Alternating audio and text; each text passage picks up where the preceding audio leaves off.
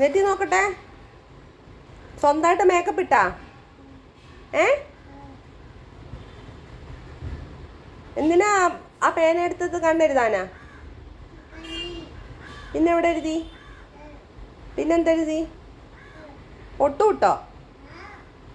ഓ, അമ്മയ്ക്ക് വേണ്ട, നീ ഇട്ടോ. എന്തിനാ അങ്ങനെ വരച്ചു വെച്ചേ?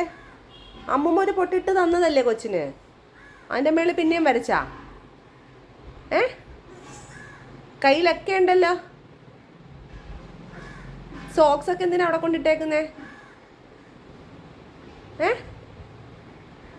ആ ഉടുപ്പ് എന്തിനാ അവിടെ ഇട്ടേക്കുന്നേ? അതല്ല, ആ ഉടുപ്പ് അവിടെ കിടക്കുന്നുണ്ടോ? അതൊക്കെ എന്തിനാ ഇവിടെ ഇടുന്നേ?